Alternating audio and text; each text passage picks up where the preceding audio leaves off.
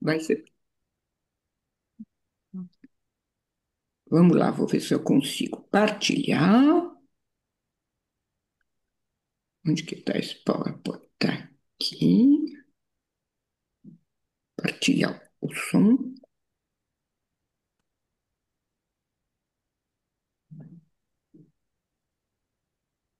Between 300 and 600. Desculpa, gente, como é que foi isso aqui que veio? Aqui não era para ser aqui. Pronto, pronto. Espera aí. Je donne une conférence au Brésil, je t'appelle après. Então, primeiro eu queria agradecer ao grupo transdisciplinar Premier Pai, a estante psicanalítica, quer dizer, o Luiz e a Lia, né? Porque esse encontro eu acho de fato importante. Tudo começou com esse programa do Fantástico, apresentando a Miclin e seu novo aparelho de eye tracking. Eu não tenho a honra de conhecer pessoalmente o Amiclin, bem que eu gostaria. Mas eu encontrei uma vez num pequeno encontro Zoom com o pessoal da psiquiatria da Paulista. A gente trocou umas palavras e tal. Mas a única vez que ele veio a Paris, eu não estava na França, foi uma pena. Então, eu falo dele nesses meus dois últimos livros, tanto na Clínica de Bebês, porque é um litoral entre psicanálise e neurociência, e outro livro que eu chamei claramente de Psicanálise Genética, que é para entrar logo no assunto, certo? Então, vamos para o assunto. O escândalo, pelo que eu entendi, fiz uma pequena pesquisa com os amigos, o que mais escandalizou as pessoas, Luiz, se você me disse se foi isso, foi esta frase. Vamos lá.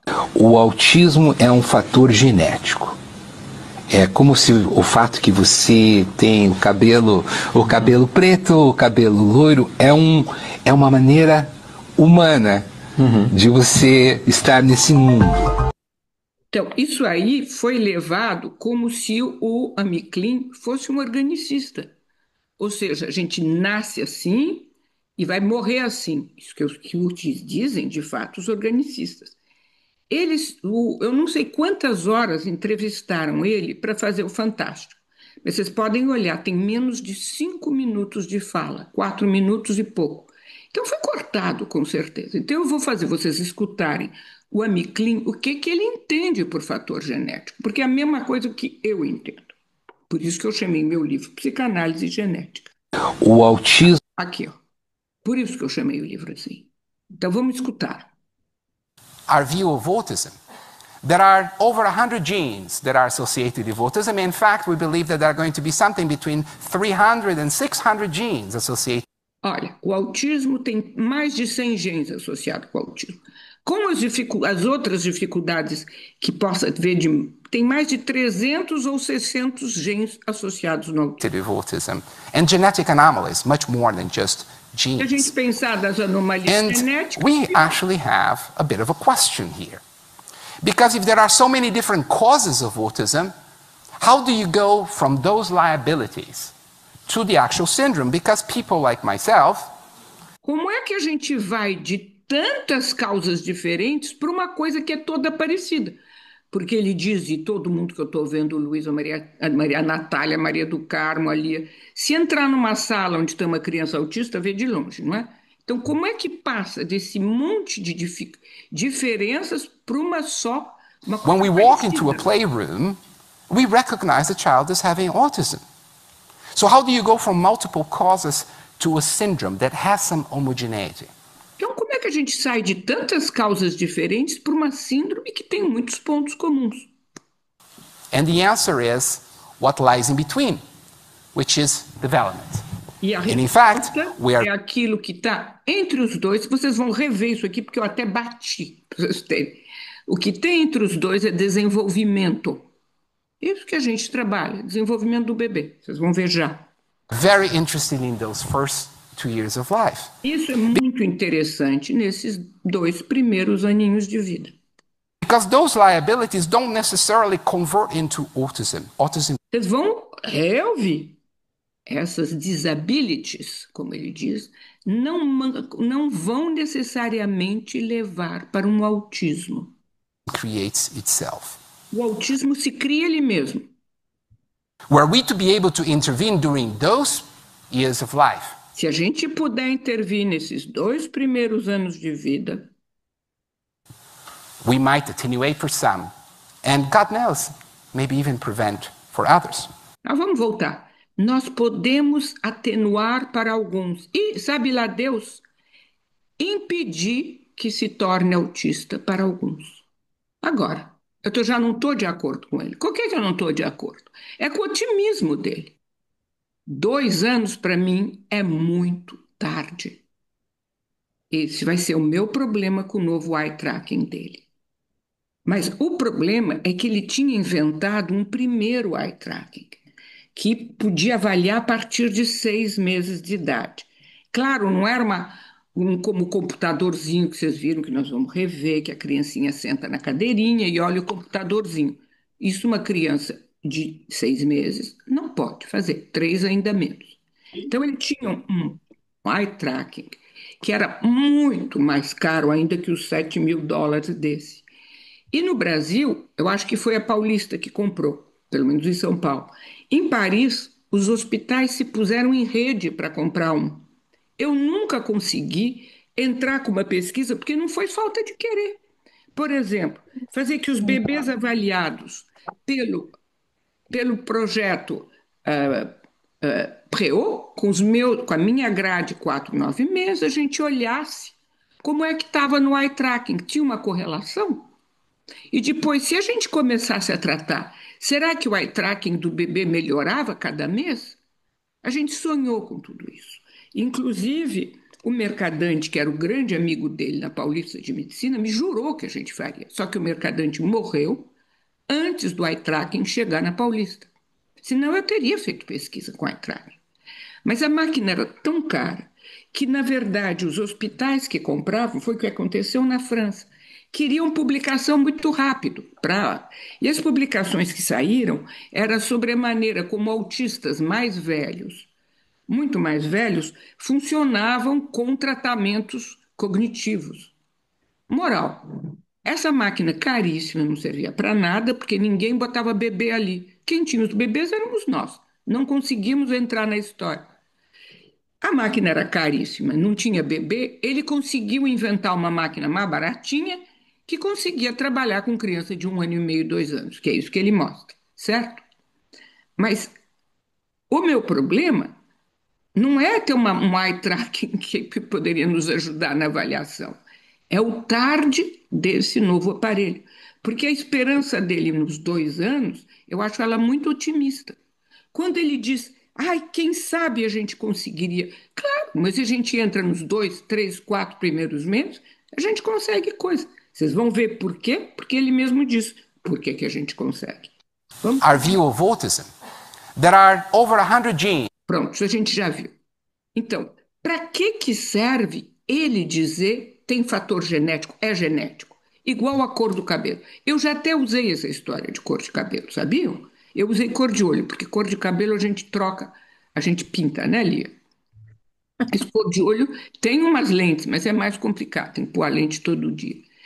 Mas, na verdade, é porque as mães ficam com um sentimento de terem culpa no pedaço que não serve para nada, e isso adianta. Dizer, olha, Foi um período de muita ansiedade. Fiquei um pouco deprimida. Como mãe, depois de carregá-la por 8 meses, meu primeiro instinto foi: o que eu deixei de fazer? Não tomei vitamina o suficiente? Eu tinha ido a todas as consultas médicas. Sabe, o que eu poderia ter feito de diferente? Mas, obviamente, à medida que eu aprendi mais sobre o autismo, eu entendi que não era por aí. olha, eu acho que isso é muito bom. Eu passo meu tempo explicando para as mães que elas não têm nada que ver no pedaço. Vai ver até que é fator genético que provém da família do pai. Que saco! Eu preciso tirar essas mães da culpabilidade. Hoje em dia, a nossa equipe trabalha desde a vida fetal. Nós temos notado problemas em vida fetal. Eu tenho amigos analistas dos melhores que me dizem: estou vendo que esse feto tem movimentos absolutamente anormais, mas será que a fantasia da mãe inconsciente não teve a ver com o problema dos movimentos desse bebê? Isso me deixa louca. Não, não teve. Não teve. Não teve. ter fator genético. Senão, como é que a gente explica a matemática que dois gêmeos bivitelinos, um tem fator autismo, o outro tem 20% de T?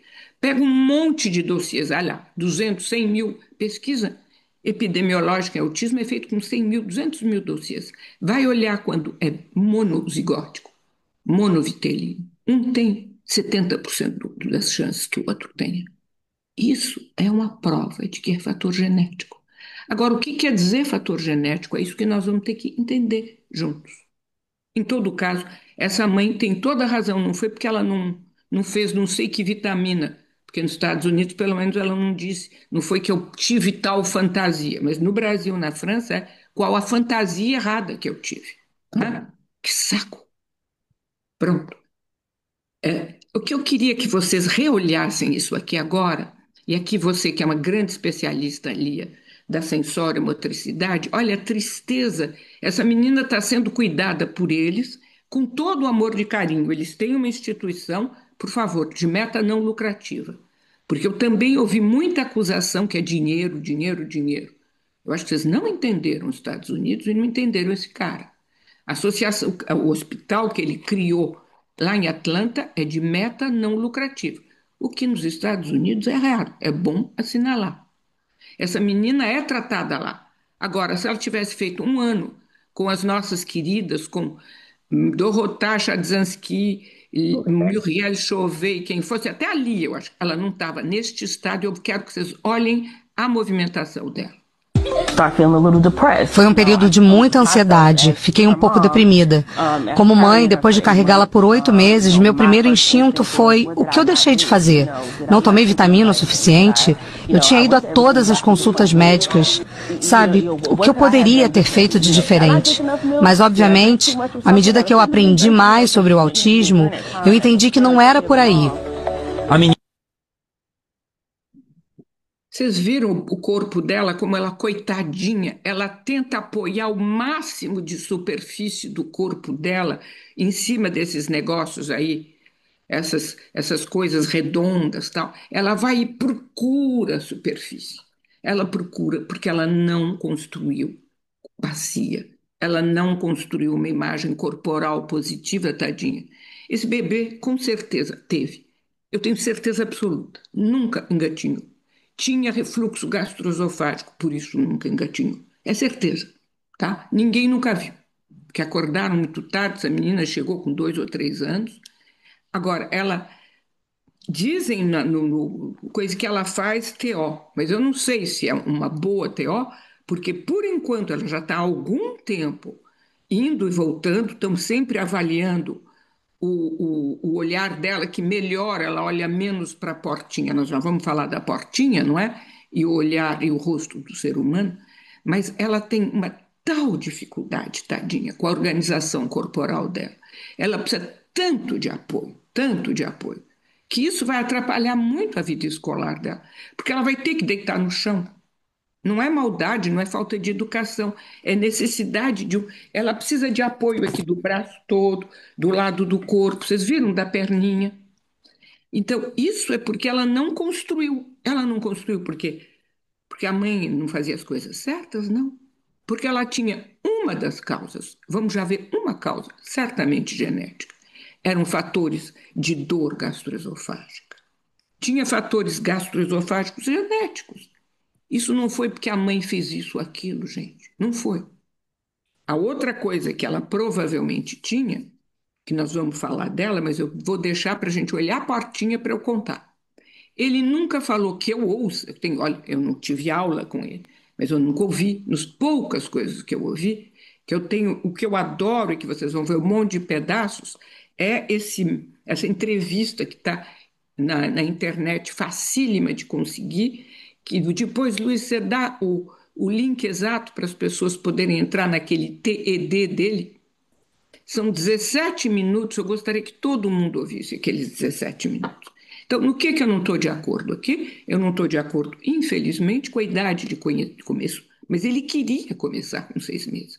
Não foi que ele não queria, ele não conseguiu. Start feeling a little depressed.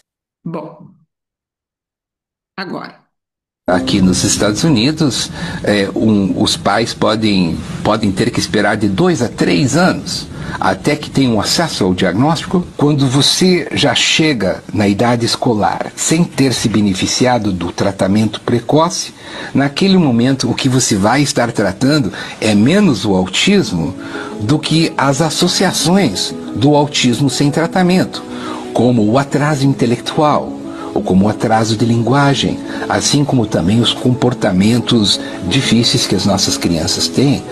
Esses comportamentos podem isolar a criança de toda a comunidade. Isso quer dizer o que ele está dizendo?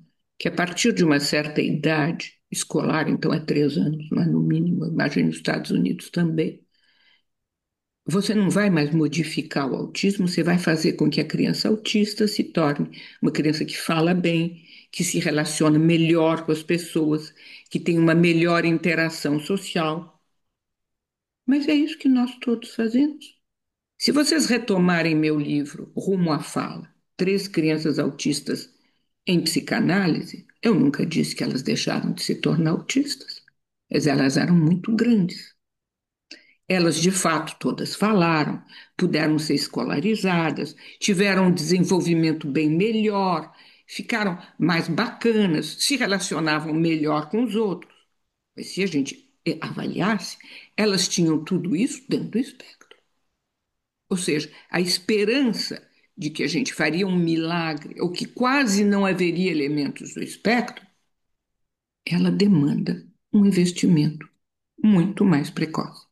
Ora, o problema dos Estados Unidos é exatamente o mesmo que o Brasil. Vocês não têm serviços públicos de atendimento de bebezinho.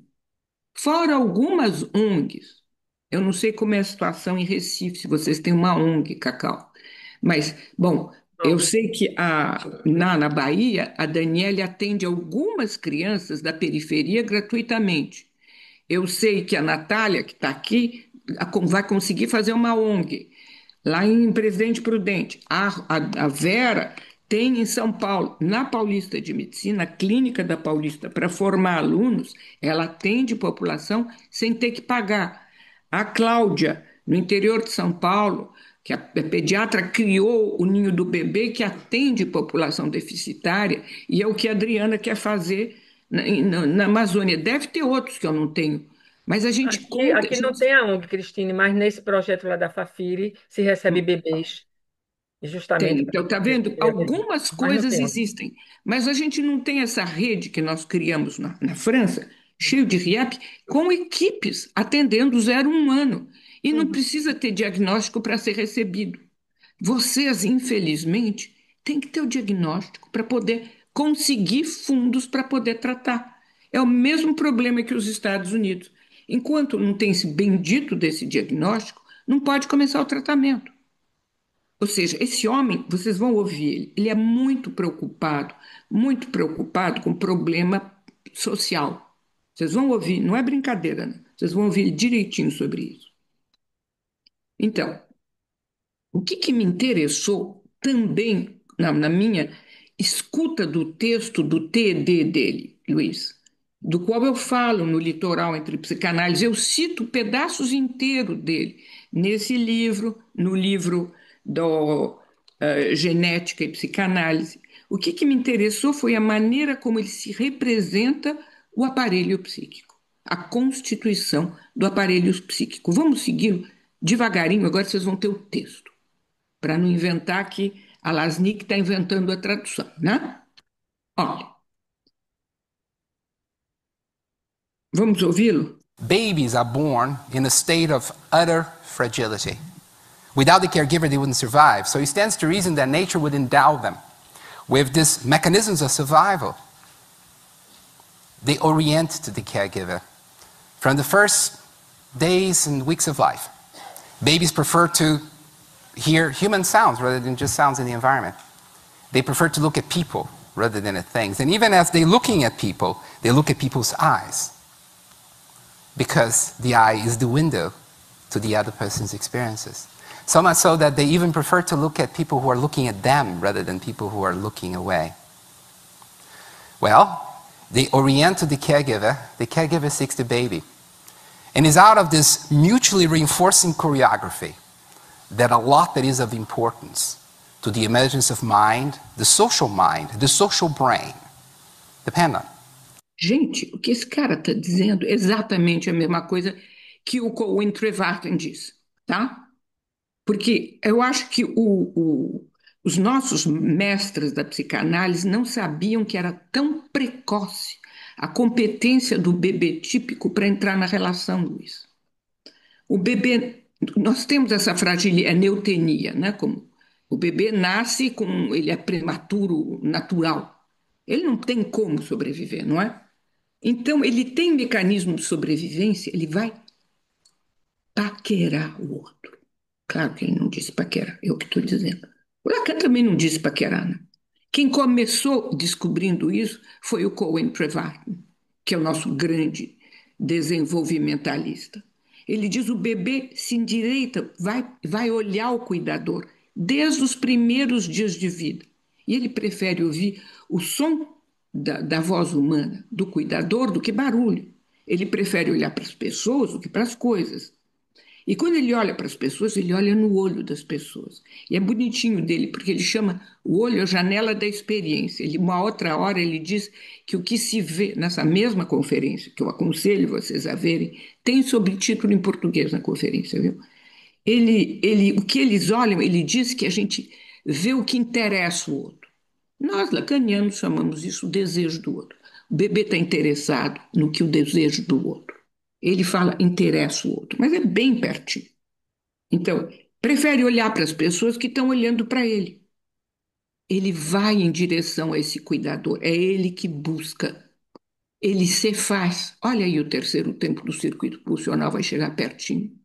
É o bebê se faz. Não é porque a gente amamentou. A teoria do apoio foi para as cucuias, a nossa teoria do apoio. O bebê vai em direção. E ele fala de uma mútua coreografia. Não é bonitinho isso, gente? Entre o cuidador, próximo socorredor, o Nebenmensch, e o bebê. É essa coreografia, ou seja, as primeiras interações psíquicas, é isso que constitui o cérebro. Eu aprendi com essa criatura chamada Amy Klein, que está sendo tão criticada no Brasil, que nosso aparelho psíquico, o nosso relacionamento com o outro, é que construía o cérebro. Ele vai voltar a isso. Ele vai voltar sobre isso. Não é o nosso cérebro, ou seja, não é os neurônios, a organização cerebral que constitui e que comanda a interação. É o que se dá nessas primeiras interações, bebê, outro primordial, que vai construir o cérebro. É ele que está dizendo. Como é que eu posso não estar de acordo, gente? Agora é extremamente audacioso. Nem todos os neurocientistas têm um pensamento assim, hein? Ele tem. Temos a sorte dele ser brasileiro. Bom.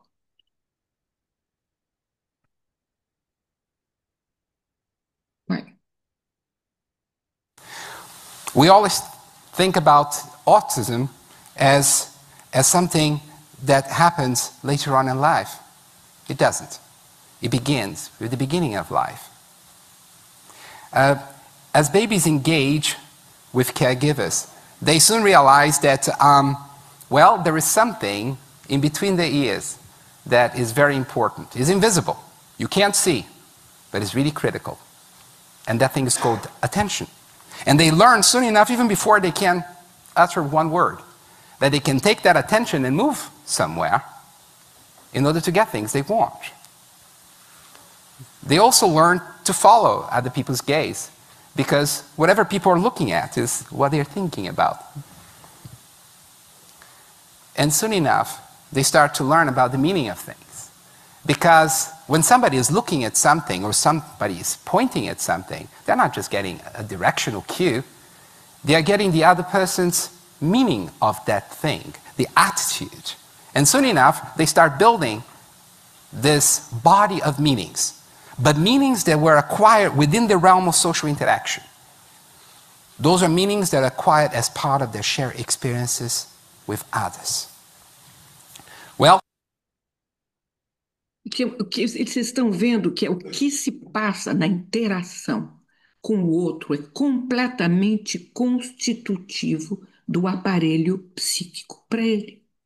Por que que nós estamos tão interessados em ajudar essas mães com esses bebês? Porque nós sabemos isso, que o que o bebê vai poder detectar. Isso aqui é um bebê que pode fazer tudo. Nós não estamos falando aqui de bebê de risco de autismo, estamos falando do bebê típico. O bebê típico, tudo para ele é sinal daquilo que interessa, o que que apaixona, onde está o desejo do outro. E é aí que ele vai se orientar, esse bebê. E isso vai construir o aparelho psíquico dele. We always think about. Não, desculpa. Agora, vamos voltar para o bendito do aparelhinho dele que deu tanto escândalo, que é um aparelho mais barato, que só serve para criança maiorzinha, que para mim é uma época em que a gente não vai conseguir resgatar essa história tão importante que ele contou. E que o bebê futuro autista não viveu isso, né? O exame para diagnosticar o autismo foi aprovado apenas para crianças entre 1 ano e 4 meses e 2 anos e meio, mas estudos estão sendo conduzidos para ampliar essa faixa etária. Por enquanto, depois dos 2 anos e meio de idade, o teste pode ajudar os médicos a avaliar como a criança está respondendo ao tratamento. As crianças neurotípicas estão prestando atenção aqui. Significa nas expressões emocionais daquela criança na face. As crianças com autismo estão observando aquela portinha do carrinho abrir e fechar. Significa que elas têm exposição à mesma situação, mas o que elas estão aprendendo é uma coisa completamente diferente. E isso não acontece uma vez. Isso acontece, na verdade, centenas, se não milhares de vezes.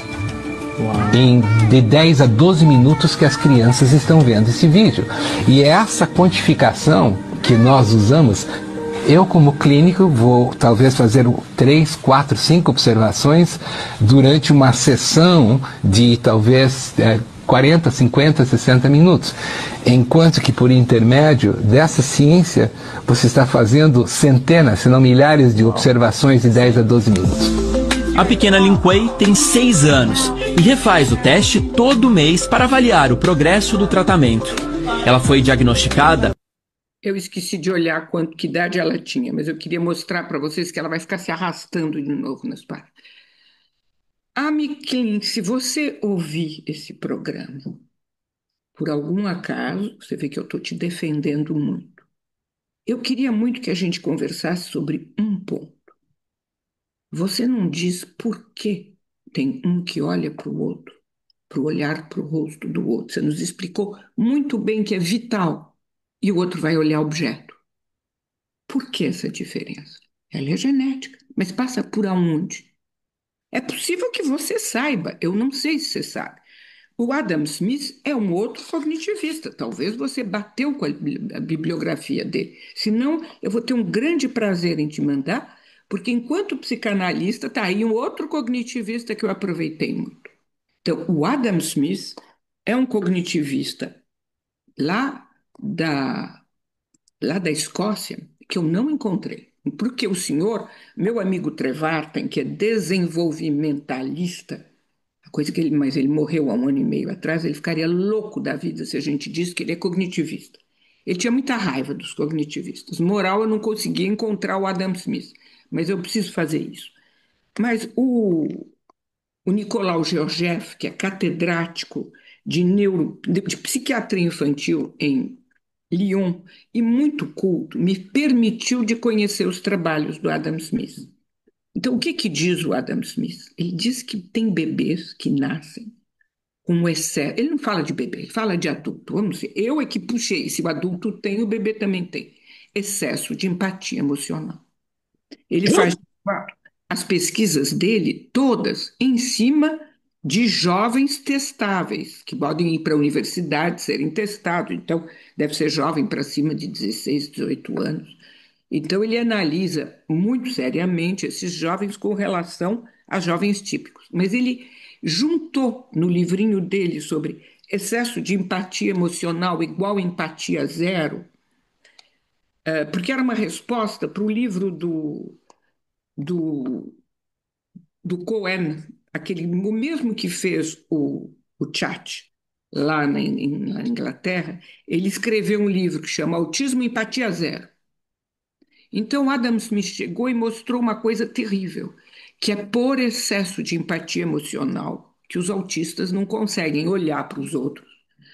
Como essas criancinhas aí que não olham de jeito nenhum para a carinha dos outros, vão olhar lá na portinha e não descolam o olho da portinha. Isso nós conhecemos nos bebês desde o início. Para mim é um fator genético. É esse excesso de empatia emocional. Como eu penso que são fatores genéticos, as dificuldades gastroesofágicas terríveis que vão dar muitos problemas em toda a parte de como é que a gente diz isso? De digestão dessas crianças, tem alergias alimentares terríveis. Isso é provavelmente genético. Que a mãe tem, não é nenhuma fantasia da mãe isso. Bom, o que eu acho também é que o excesso de empatia emocional, ele é genético. Agora, a gente pode ajudar o bebê a ultrapassar isso.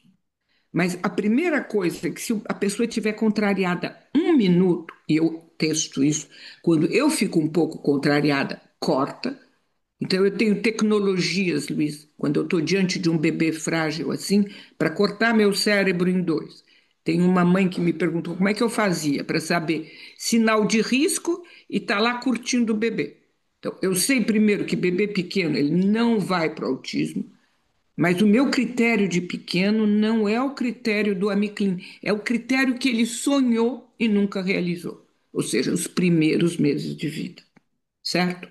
Agora, quando ele está nessa história de 2, 3 anos, eu não tenho nenhuma esperança que a gente saia com 2, 3 anos, a gente dá um jeito, ou então a gente tem que pôr um exército, mesmo para melhorar as coisas, tem que pôr um exército.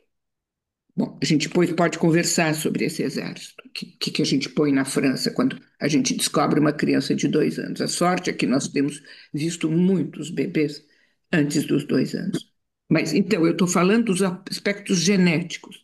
Eu penso que esse excesso de empatia emocional, ele é genético, ele faz com que um bebê não suporte a mais mínima contrariedade. E eu dou um exemplo aos pais para não dizer, não, porque vocês são pessoas muito ansiosas, vocês são mais angustiados que os outros. Eu dou um exemplo que eu já vivi com esses bebês e com bebês típicos para ver a diferença. Bebê tem 40 de febre. Acontece na vida de qualquer bebê, até bate às vezes para 41. Todo mundo fica muito angustiado. Chamou o médico, o que o médico disse, bota no banho, vai para um pronto-socorro, chama um médico que vai atender, não se sabe como, fica todo mundo preocupado. Um bebê típico, com 40, 41, está excitadíssimo. Ele fica olhando, brincando, se excitando e chamando. A gente está preocupado por essa razão normal, que é um excesso de febre, com um bebê de risco, por razões genéticas. Ele não tem como suportar o nosso excesso de empatia emocional. Ele vai se fechar. Quando ele se fecha, a gente se preocupa ainda mais. A gente vai chamar. Chama o nenê aí, pronto, né, Cacau? Chamou o bebê sentiu que a gente está preocupado aí, que nunca mais mesmo. O bebê, ele não suporta mais de maneira nenhuma que a gente tenha, se preocupado com ele. Aí, claro, mais a gente se preocupa, mais ele se fecha, mais ele se fecha. A gente se preocupa e aí começaram as, as cachoeiras de problema que a gente não tira mais. Mas no início tem uma fragilidade. O Freud fala dela, parece estranho. Ele não fala, ele fala muito no projeto, porque a gente está falando aqui só dos cognitivistas. O que nós temos no nosso arsenal que a gente nunca pensa em usar? No projeto, o Freud fala de que o mundo exterior é feito de grandes quantidades de energia. E o aparelho psíquico, que ele chama Phi, Psi, Ômega, que era lá o modelinho dele, suporta pequenininhas quantidades. Então, na beira do aparelho FIC, aquele que está em contato com o mundo externo, há filtros, há sistema de filtro. E ele diz: se houver um fracasso desse filtro e grandes quantidades passarem, destrói todo o sistema. E ele diz que é como um raio que cai sobre uma casa. Não é assim que ele fala, Cacau? Então, a gente tem que tomar muito cuidado, porque nós tínhamos esses modelos. Aqui a gente nunca pensou. Ele nunca disse, ele, ele nunca disse que é porque a mãe ou o Nebenmensch fez alguma coisa errada, hein, gente? Ou pensou. Eu queria lembrar vocês, estava conversando, acho que com o Luiz hoje à tarde sobre isso, que não tem, nem no Freud, nem no Lacan, nenhuma confusão entre psicogênese e psicanálise. A gente pode muito bem ter um aparelho psíquico sem precisar pensar psicogênese. Nem a Melanie Klein. Ela nunca disse que a mãe do Dick, que é um autista de carteirinha, a mãe do Dick tinha feito isso, fantasiado aquilo, tinha não sei que problema. Nem o pai, aliás, ninguém foi levado, não é? Não precisa disso. E eu acho que isso também é mais uma doença infantil dos lacanianos, mais do que do pessoal da IPA, eu tenho a impressão. Não sei se eu não estou errado. A gente confunde, talvez, por causa de algumas coisas que a Maud Manoni disse, a gente confunde o fato de pensar aparelho psíquico e ter que pensar psicogênese. É um fato que depois que o bebê está nesse mundo, vocês entenderam que ele disse que o bebê está lá ligadíssimo, ligadíssimo, com todos os sinais que o outro mandar. Vai olhar o que, que o outro olha, olha para ele, não olha, olha para o quê? O bebê está se sugando, absorvendo tudo. É claro que as fantasias do bebê, que a constituição do ego do bebê, todas essas vão se dar na relação. Ele diz que até o cérebro, gente, ele afirma que até o cérebro social, o que nós nunca teríamos ousado, né, Cacau? Quando que a gente ia dizer que o cérebro se constituía, ele vai até lá. Então, é um fato isso. Mas não é porque a mãe pensou tal coisa que o bebê tem esse excesso de empatia emocional. Agora, se ele tem, isso é que eu chamo também de defeito de filtro, vai ficar muito difícil para ele entrar. E ele vai ficar olhando o canto ali, vai ficar olhando a portinha. As quantidades de pequeninhos que a gente tem, eu estava mostrando a Catarina, que é um bebê do qual eu falo, eu acho que nesse livro, Litoral entre Psicanálise e Neurociência, a Catarina, ela ficava dentro do armário, abria e fechava a porta. Conosco ela não podia olhar, ela tinha um excesso de empatia emocional. Tinha um pai que era geek, que era um Asperger, um engenheiro Asperger. Às vezes, engenheiro Asperger a gente nem sempre descobre. A Ana Alvares, que era a papa do autismo até pouco tempo atrás, na Inglaterra, agora ela está mais velha, tá? Mas a Ana Alvares tem muitos livros dela traduzidos em português. A Ana me disse um dia que, retrospectivamente, quando ela pensava nos 20, 30 anos, que ela tinha dirigido o Centro de Pesquisa Bebê, desculpa, Autismo da Tavistock Clinic, que uma grande parte dos papais que ela recebeu eram Asperger. Então, e ninguém tem culpa de ser Asperger também, viu? Vamos. Então, isso é a primeira coisa que eu queria dizer para o AMI, se ele tiver a chance de olhar esse vídeo, que eu amaria poder passar para ele, não a pesquisa do Freud, não vou encher o saco dele com o projeto, malgrado o fato que ele me disse que tinha se interessado pela psicanálise no início. Mas vamos dar coisas mais fáceis para o Micklin. Dá o livro sobre o excesso de empatia emocional no autismo. Porque aí está aí, porque falta um cabo. Tá? Ela olha para a portinha, não olha para os rostos, porque prefere mesmo inanimado ou animado, mas por quê? Tá bom, é genético, mas passou por o quê? Passa por esse excesso de empatia emocional. Vem psicanalista para fazer o caminho que Eu acho que ele, se ouvir, vai topar, entende? Talvez ele saiba, mas não está falando do assunto, né? O exame para diagnosticar o autismo. Pronto, já vimos. Então, eu adoro essas conversas daqui do senhor. Nós vamos ouvi-lo e eu escrevi para vocês verem. Escrevi o texto, hein? So we feel sometimes that the brain is deterministic. The brain determines who we're going to be. But in fact, the brain also becomes who we are. And at the same time, our behaviors are taken away from the realm of social interaction. This is what's happening with our mind, and this is what's happening with our brain. Well, Eu vou parar autism minuto. is... Então, vamos ouvir tudo que ele está dizendo. A gente considera que o cérebro é determinístico. Todos os organicistas pensam isso, não é? Nós não. O que ele está dizendo que nós não ousávamos pensar, que não só isso a gente já pensava, que não é o cérebro que vai determinar o que nós vamos nos tornar, é que ele diz que o cérebro se torna aquilo que somos, ou seja, é a nossa experiência intersubjetiva que está moldando o cérebro. Agora, esse dela afasta, porque ele tinha acabado de mostrar uma menininha, pequenininha, nesse TED, que ele tentou entrar em comunicação com ela, necas pitombas. Ela vai, acha uma balinha no canto da sala e se interessa pela balinha desse tamanho. Ele diz, nesse caso, o comportamento dela afasta ela do reino das interações sociais. Mas menos ela vai na interação, mais ela vai no objeto e menos ela constrói cérebro social. Isso é o que acontece, não é? Com o meu cérebro. Quando eu vejo uma criancinha que só faz coisa de cérebro geométrico, hoje em dia eu digo para a mamãe, por que eu quero que a gente vai brincar de comidinha, de dar a mamadeira para a boneca, de fazer... Ai, que...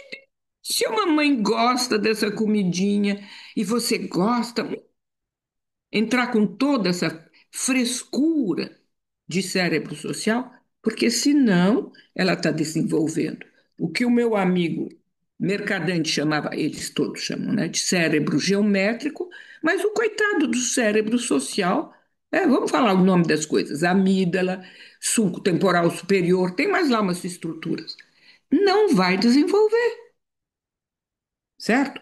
Há uns anos atrás, houve uma pesquisa que saiu na Nature, que era uma brasileira também, morando em Paris, mostrando que as crianças de 4 anos tinham um sulco temporal superior muito menos desenvolvido do que uma criança típica. E com 20 anos, pior ainda.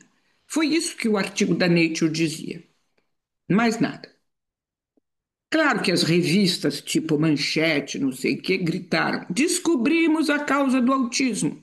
Ela é orgânica, é que o sulco temporal superior dos bebês não está desenvolvido, ele então não podem tratar a voz humana com aquela parte do cérebro e por isso se tornam autistas. Não estava no artigo da Nature, porque a Nature nunca se teria permitido descrever isso, certo? Mas ela deixou de dizer, porque eu estava faladíssimo em toda a imprensa, não é? Só que não se fala mais desse artigo, morreu. Sabem por quê? Por causa de 3 artigos que nós, a partir de uma questão psicanalítica, produzimos no campo da ciência. Porque eu também faço artigos no campo da ciência com um bando de amigos, porque artigo no campo da ciência se escreve com 10, 15 pessoas, não é? Nós nos dissemos, mas é muito estranho. Nos filmes dos bebês que se tornaram mais tarde autistas, tem uma hora que eles olham para a mãe, ou para o pai, ou para o tio, e comunicam. Por que nessa hora eles olham e não nas outras? Então a gente começou com 5 bebês que estava na cara, filmes de bebês, filme caseiro de bebês que se tinham tornado autistas. E nós mostramos que o que presidia a esse momento do bebê, o que presidia isso, era que tinha uma prosódia de maternez, mother is. Tinha muita publicação sobre mother is, ninguém nunca tinha aplicado ao campo da pesquisa sobre autismo. Aí isso estava bem, mas cinco casos não serve para pesquisa científica nenhuma. Mas aí a Catherine Saint-Georges conseguiu convencer o Davi Cohen e eu consegui convencer o professor Muratori, com quem trabalha, para vocês saberem que esse mundo é próximo. Ainda recentemente, a Daniele Vanderlei está publicando um novo artigo com ele. Então, entrou a Faculdade de Medicina da Pitié-Salpêtrière de Paris, entrou a Faculdade de Medicina de Pisa, na Itália, que é o primeiro centro de estudo sobre autismo em bebês na Itália, e nós fizemos uma pesquisa com 1.500 pedacinhos de filme. O nosso tem que ser muito largo, porque foram escutar esses 1.500 pedacinhos de filme com duplo cego. E o que que se descobriu? Os bebês que se tinham tornado autistas olhavam e só olhavam quando tinha prosódia de manhês. Só que nem sempre olhavam. Mas nós vamos falar do nem sempre, porque é uma outra coisa que eu gostaria que o Amiclin ouvisse. Porque é mais um fator genético que eu vou trazer aí para ele, de mão beijada. Mas o que que era a primeira coisa? É que prosódia de manhã só se ouve com suco temporal superior. E no bebê pequenininho tem um comecinho de suco, com que ele ouve prosódia. Quer dizer que no início da vida, os bebês tinham igual os outros. Foi por falta de uso que o negócio não se desenvolveu. O que já pensava o Bergès, já pensava o Diatkine. O não uso do órgão leva o órgão, sabe, gente? O fato é que nunca mais se falou no mundo científico dessa história do sulco temporal superior como origem. Descobriu-se que ele mais piquitinho com 4 anos era consequência e não causa. Mas se tivesse feito com 2, aí eu de novo com o meu problema com o AMI. É que se tiver olhado com 2, a meu ver, já vê uma diferença, entende? Já é tarde. O em tempo já passou o em tempo. Bom, então essas críticas amistosas eu faço a ele, mas eu entendi que o primeiro aparelho era muito caro, os hospitais que receberam não fizeram pesquisa sobre autismo, e como ele quer pelo menos melhorar a situação dos Estados Unidos, ele disse: bom, vou tentar pelo menos alguma coisa com 1 ano e meio, 2 anos, tá? Agora, ele continua, vamos lá, vamos ouvir. The most strongly genetic condition of all developmental disorders. And it's a brain disorder. It's a disorder that begins much prior to the time that the child is born. Eu também penso que começa antes da criança nascer, e nós estamos numa pesquisa, tem todo um grupo, eu faço parte dos que curtem por trás, mas está a Annick Beaulieu estudando isso, com a Muriel Chauvet, com a Pérsia, com o professor, com o Bernard Gols, eles estão olhando 2 vezes por mês, eu acho, esses fetozinhos, e a gente está descobrindo que alguns têm, de fato, uma fragilidade dos movimentos gerais intraútero. O que que a gente sabe? É que a maioria deles vai ter problema na hora de nascer. Porque é muito difícil, quando você tem essa fragilidade, fazer o trabalho necessário para sair do útero. Então, aí a gente encontra também em termos epidemiológicos, as imensas correlações entre autismo instalado e acidentes em perinatalidade. A gente não vê isso muito na burguesia brasileira, classe média, porque todo mundo é parto programado com cesárea, então a gente não vê esse problema. Mas então, houve 7 bebês já que foram como fetos vistos com terríveis dificuldades. Ao nascer, foi feita a avaliação dos movimentos gerais. Depois, nos 3 primeiros dias, foi visto que, de fato, eles continuavam com uma pobreza imensa de movimentos gerais. A Muriel atendeu eles, Cacau, acho que talvez eu não está para esses últimos detalhes. A Muriel atendeu esses bebês com 1 semana, 2, 3, do que deu. Plasticidade cerebral, eles estão todos bem. Mas veja, foi nas primeiras semanas de vida.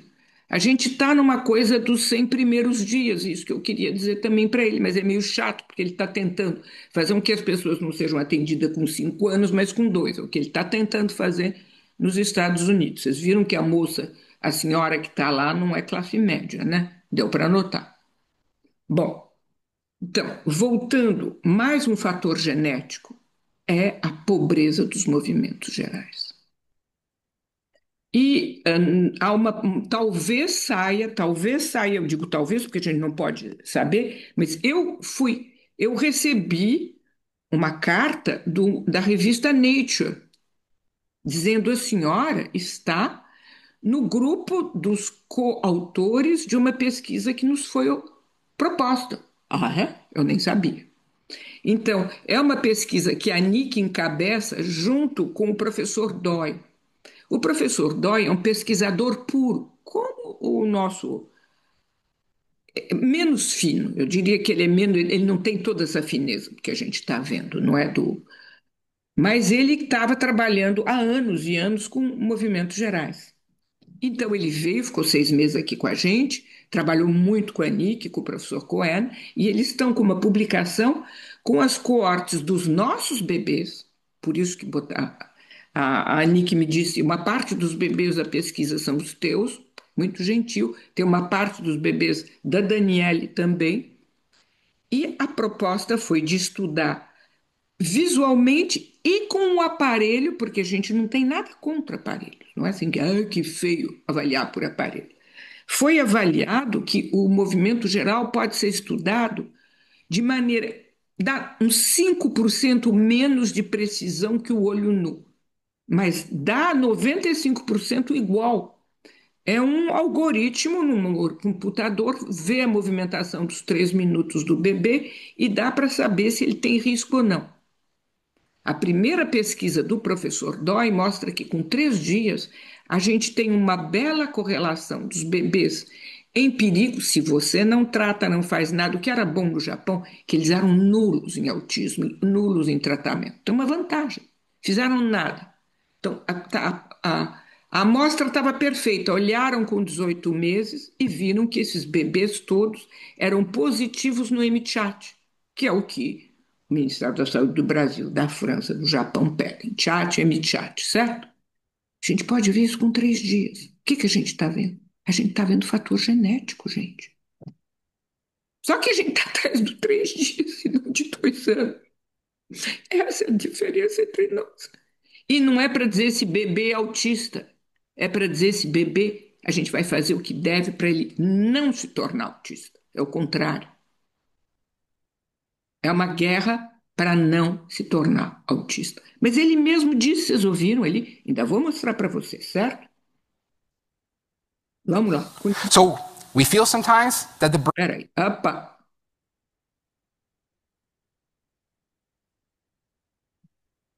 Por que eu não consigo fazer ele mexer aqui? Because now we know that autism creates itself as they diverge in that pathway of learning that I mentioned to you. Were we to be able to identify this condition at an earlier point and intervene and treat, I can tell you, and this has been probably something that has changed my life in the past 10 years, this notion that we can absolutely attenuate this condition. Also, we have a window of opportunity because the brain is malleable for just so long. And that window of opportunity happens in the first 3 years of life. It's not that window closes, it doesn't. But it... Eu não estou de acordo com ele com esses 3 anos, hein? Eu estou mais para os 100 dias ou para os 10 meses. Ele abriu muito, gente. Depois ele disse que só dá para atenuar. Sim, porque ele abre muito grande, certo? Peraí, deixa eu voltar para trás, que eu estava aqui, né? Desculpa, não vou cortar outra vez. É que quando eu não estou de acordo, eu mostro para vocês, mas é um não de acordo engraçado. É porque eu acho que ele devia fazer mais do que ele faz, não menos. Ai, mas que saco. Voltar para trás, pronto.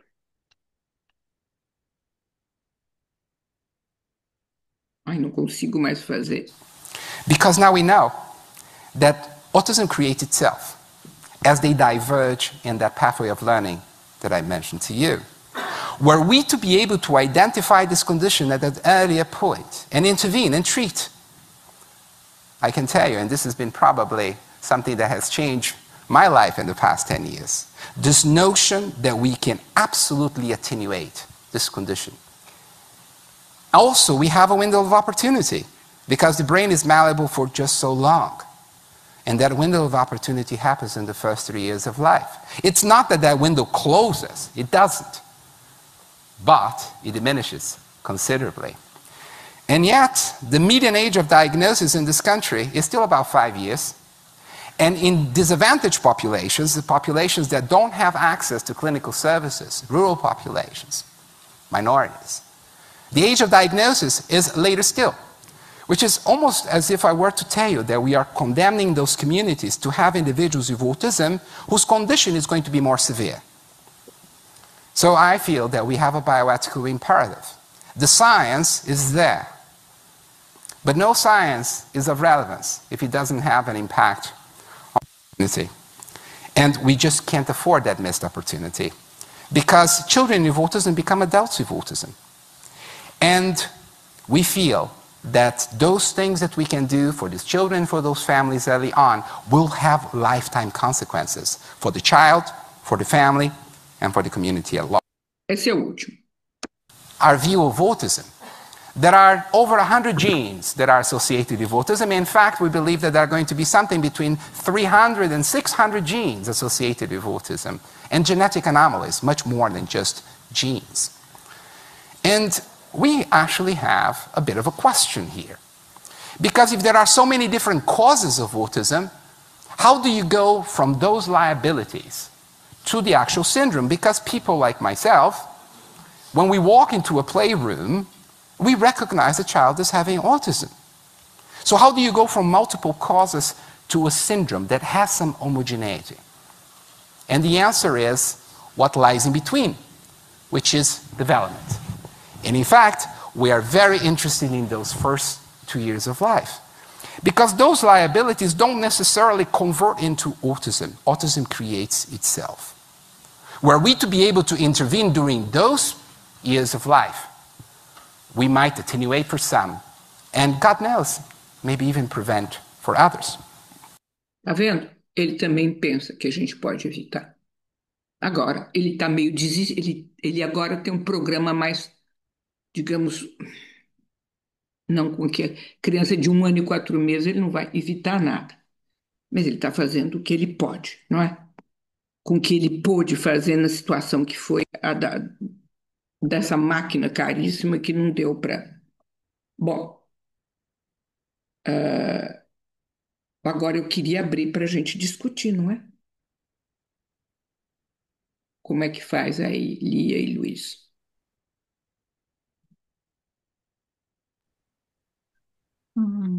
Deixa eu ver aqui as perguntas. Mas eu queria que as pessoas fizessem, não que lessem. As pessoas falam, levantam a mãozinha e falam, né? Tem como botar que a pessoa que fala fica em maiorzinha, né? Bem,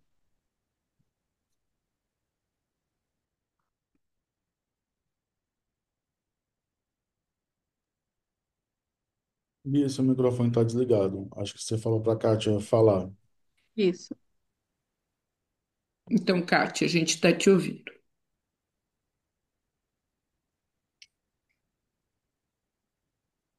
Oi, Kátia. Steve, quando você fala, tá vendo? Então, quando Não. você fala, Achamos. Vai lá, Kátia. tá, tá vendo?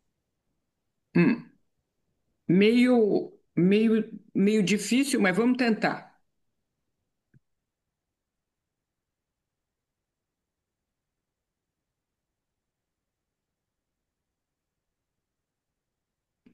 Procurar uma posição aqui, que eu tô no celular. Alô? Estamos vendo mesmo. Pronto.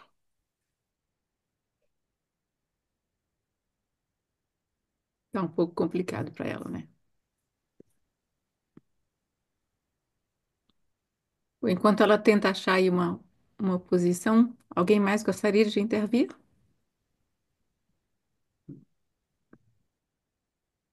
Cacau, Marlos, você, por exemplo.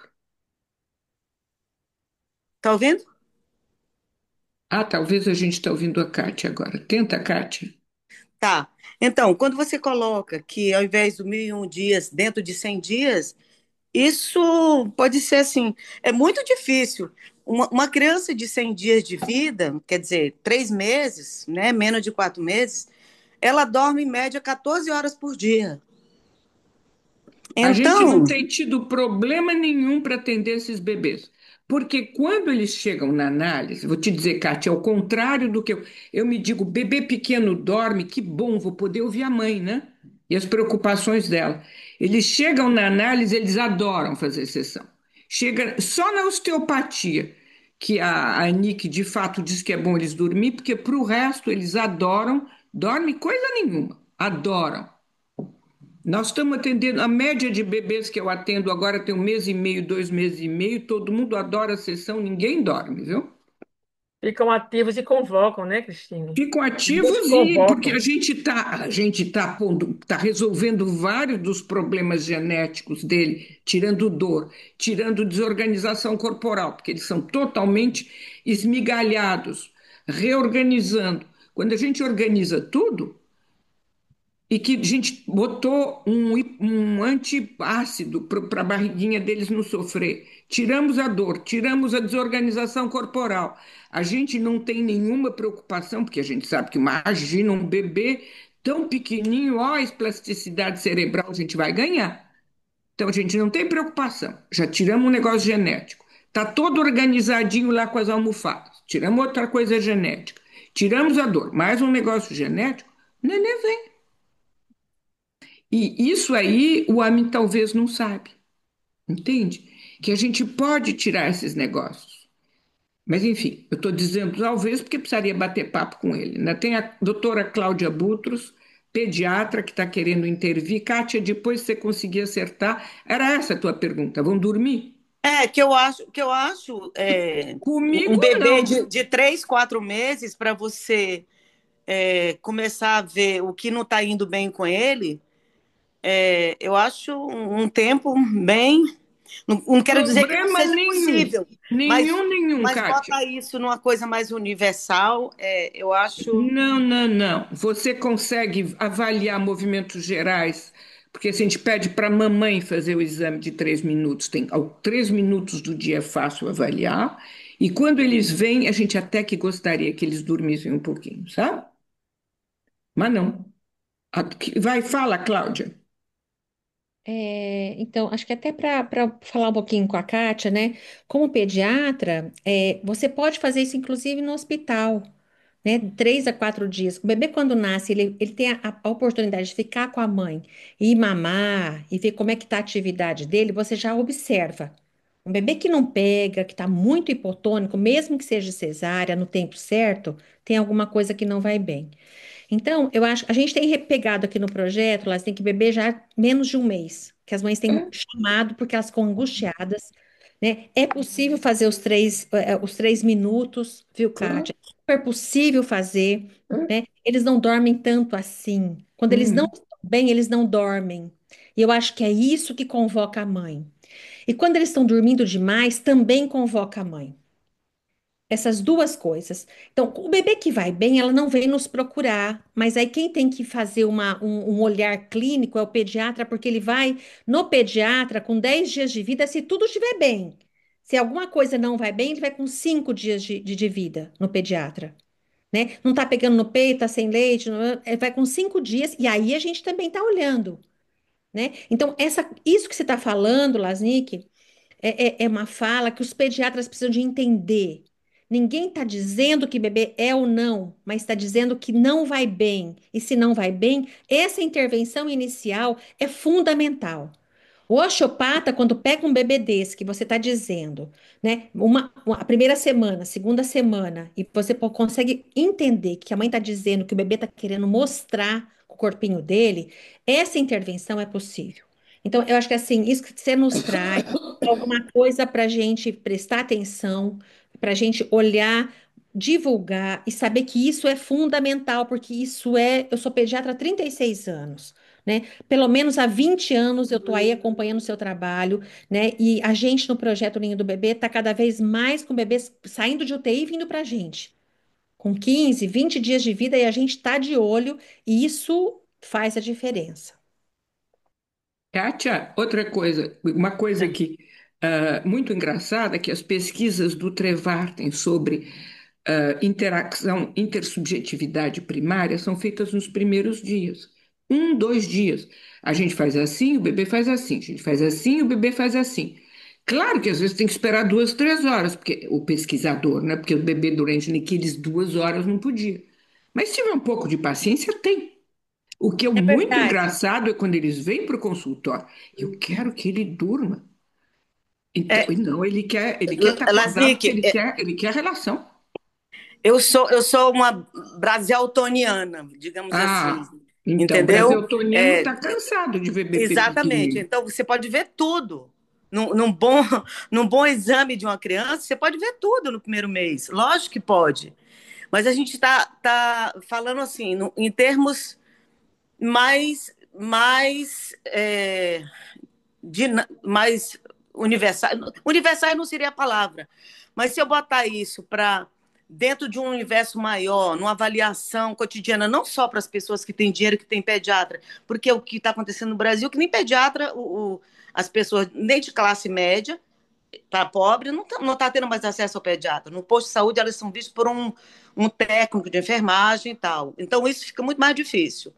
Então, se a gente está falando de saúde pública, na hora que a gente contextualiza e traz para os primeiros 100 dias, eu acho que fica complicado. É possível? É possível. Num bom exame é possível ver tudo? É possível ver. Não só essas questões do autismo, com qualquer outro problema que o bebê possa apresentar. Né? Porque o Brazelton, desde a década de 70, ele já, dentro de um Sim, exame de querida, 20 minutos, ele vê eu todas amo as o Brazelton. potencialidades e capacidade de um bebê. Nós temos muitas equipes aqui que são muito brasiltonianas, mas o trabalho sobre movimentos gerais completo, viu? Só para dizer uma coisa. Alguém me perguntou aqui no chat que eu falei se tinha pesquisa científica sobre dor gastroesofágica e autismo. Tem toneladas. Abra o meu livro, por favor, o Genética, psicanálise genética, olha o capítulo para pediatra, se tem referência bibliográfica certinha. Tem pesquisa sobre pesquisa, como é que chama isso, doutores? Quando ele faz um estudo do conjunto das pesquisas, que é tanta pesquisa no mundo, sobre correlação entre autismo e dor. Meta-análise. Muito obrigada. Meta-análise. Tem até meta-análise sobre o assunto, e tem meta-análise há mais de 10 anos, quer dizer, não é uma pesquisa nova, tá? Isso aí é um fato. Olha, quem queria falar mais? Tá cheio de gente aqui. Eu não sei quem foi o primeiro, não sei se Não, alguém leva viu. seus sapatos lá pro quarto. Tere- No quarto dentro do Tereza, armário. Tereza, você tinha Hã? levantado a mão. Lisandra, o que você ia dizer? Porque eu estou olhando os que eu vejo. Boa tarde. Mas acho que tem gente na minha frente, Lasnik. Não Aí sei se fala e pronto, porque Tereza, senão vai perder mais tempo. tá bem. Não, eu só queria compartilhar com vocês, e acho que isso que a Lasnik está trazendo é super interessante. A gente tem avaliado aqui em Porto Alegre, no Horizontes, alguns bebês eu tenho feito, a gente tem discutido, né, tanto com a Lasnik quanto com a Pécia, semanalmente e mensalmente com a Pécia. E é impressionante isso que tu fala, né, Lasnik, da questão da empatia, porque os bebês, assim, viram de uma forma que quase, eu vou usar uma palavra que talvez não seja mais adequada, mas convencem as mães, às vezes, de que elas têm uma questão com ele. Elas muitas vezes dizem: ele não gosta de mim, ela não me olha, ela não suporta, vai no colo dos outros, está tudo bem, mas no meu. E é difícil, e a gente, né, faz um trabalho no sentido de mostrar que aquilo não é uma questão da relação, embora cause impactos, claro, nessa mãe que vai ficando destruída, né, a partir desse não olhar desse bebê, não só o olhar, mas dessa falta de interação. Mas a gente vê que assim a dificuldade do bebê pela preocupação materna, por aquele olhar assim, né, claro, é difícil a gente mostrar com tantas pessoas, mas alguns vídeos eu tenho assim, são claros assim, aquele olhar da mãe de uma carga gigantesca e que o bebê chega a se torcer, né? Tá no colo, ele só falta se jogar. Então, acho que é uma coisa que a gente precisa pensar e entender melhor o quanto isso invade, né? Isso que tu traz do projeto, assim, essa percepção também é uma cota, né? Uma quantidade de energia insuportável para o bebê nesse início da vida. É uma coisa que a gente tem visto, a gente tem avaliado bebês também, cada vez mais, e tem percebido isso que tu traz, assim, que assim, assim, quase todos, né? Vamos dizer assim, talvez uns mais, outros menos, mas em quase todos. Acho que a gente precisa estudar e poder trocar mais sobre isso também, porque isso tem um desdobramento para os pais, né? Os pais acabam imaginando e construindo a ideia de que eles estão falhos na relação, né? De que Pois eles é. têm um problema, e na verdade não é. Hum, Tereza, posso falar? Pode. Então, eu anotei aqui, não sei se corretamente, você teria dito que bebê que tem refluxo gastroesofágico não engatinha. Se você puder falar mais sobre isso é uma regra ou é uma coisa que acontece muito, pode acontecer ou não? E Querida, a outra regra eu questão, não sei, mas eu já vou te responder. A razão é simples. Quando você tem muita dor aqui, você não quer que aperte aqui, ó. Aqui, tá vendo a minha barriguinha aqui? Deixa eu ficar de pé para você ver a minha barriguinha. Se dói aqui, você não quer que aperte, porque está muito queimando, tem ácido. Para você engatinhar, você tem que aceitar de ir para o chão e ficar assim. Esses bebês têm dor. Então, como você tem dor, você não vai para cá. Como é que você vai aprender a engatinhar? Engatinhar demanda que você aceite de se arrastar no chão. Se arrastar, você vai para o engatinhado, não é? Se você tem muita dor, você vai evitar isso. E você vai para a hiperextensão por causa da dor. A hiperextensão, você nunca vai engatinhar. Você vai acabar andando meio na ponta do pé, sem ter construído corpo nenhum, assim, certo? E você nunca vai ter uma sensação de ter construído o teu corpo, que nem aquela bonequinha pretinha lindinha do filme, que está o tempo inteiro se encostando, coitada, em tudo que ela pode para poder construir o corpo, sentir superfície, que ela nunca construiu aquele corpo. Eu tenho certeza que ela teve refluxo, tenho certeza que ela não engatinhou. Posso tá. até brincar de fazer aposta, se vocês quiserem. Depois Outra a gente pergunta, pergunta para ele. outra pergunta é: o bebê, desde que nasce, procura o olhar do outro. Ah, sim.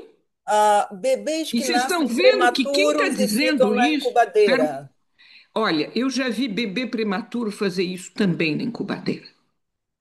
E olha, e os bebês prematuros precisam ser muito ajudados para construir o pobre do corpo deles, tá? Então Sim, tem e ficam todo um com os trabalho. olhos cobertos muitas vezes. Como procurar o olhar do outro com os olhos Tereza, cobertos? Tereza, a hora que ele sai da incubadora, você vê o bebê, que ele só, ele é pitititico, parece um ratinho desse tamanho. O zoinho dele falta saltar. É só observar num berçário ou numa maternidade que tem, tem uma maternidade, quando o bebê está fora de risco, ele vai para um bebê que chama bebê, ele fica numa transição antes da alta. Se você passar visita lá, tem bebê que falta saltar para te catar. É desse tamanhozico assim, desse tamanhozico. Ele tá com o zoinho assim procurando. É só você chegar perto dele, quando ele estiver bem organizadinho, ele olha para você querendo te agarrar. É impressionante. Assim, é uma coisa para procurar, e se puder visitar um hospital, uma maternidade que tem o grupo de bebê canguru, né? O bebê falta saltar, Tereza, e tem aqueles que não quer saber. Pititico assim. Um, você passa num berçário, numa incubadora, ele tá querendo te voar em você. O outro tá lá, sem querer olhar. Esse você tem que ficar, né, assim, puxando, chamando. E aí ele vem. Se a mãe consegue fazer o manhãzinho, a gente, ele vai. Né? Então, eu acho que a gente está falando também de um tempo da experiência de estar num lugar de bebês muito pequenininhos. Tem uns que falam assim, gente, esse moleque nasceu encapetado, porque ele pula. Desse tamanhozinho assim, ele pula em você. Ele pula. Isso é uma questão de observar, né? Então, eu acho que é interessante a gente estar falando de coisas que a pediatria está muito dentro, muito dentro. Obrigada, Cláudia. Obrigada, E Lasnik. também, assim, não é só o olhar. Quando a gente chama, ele vira o rosto. Às vezes o olharzinho pode estar um pouco fechadinho, mas ele vira em direção à nossa fala. O bebezinho pequenininho. Bebê cego, eu tive um bebê ceguinho que estava ficando cego. A mãe dizia assim: eu acho que ele é autista. Aí eu falei: será, né? Aí eu fui chegando perto dele: Fulano, cadê você? Ele ficava assim, enlouquecido, atrás do que eu estava chamando ele. Ele tinha 2 mesezinhos. Enlouquecido, Tereza. Aí eu chegava perto dele, tentava olhar para mim, só que o olhinho dele, como tinha essa questão genética, a hora que ele tentava olhar para o meu rosto, ele fazia assim com o olhinho, toque, toque, toque, toque, ele virava com nistagmo. Esse bebê ele foi cego, ele teve diagnóstico de cegueira, mas ele procura, ele vai te buscar. A hora que você fala no manhês, ele vai atrás da sua voz, né, tentando buscar o seu rosto. Esse bebê que é cego, ele sai, ele tentando, ele faz tu, e sai da relação. Agora, vocês estão conversando de duas coisas, tanto a Cláudia quanto a Tereza. Bebês cegos têm mais autismo que bebês típicos, e bebês grandes prematuros, muito mais autismo que bebê típico. Porque tem prematuro e muito grande prematuro, não é, Tereza? Os muito grandes prematuros apresentam mais autismo mais tarde do que os bebês típicos. Então, é uma população que a gente tem que estar muito mais ajudando que os bebês típicos, né? 5 vezes mais, né, Lasnik? Bebê prematuro, 5 vezes mais. Muito grandes prematuros, tá?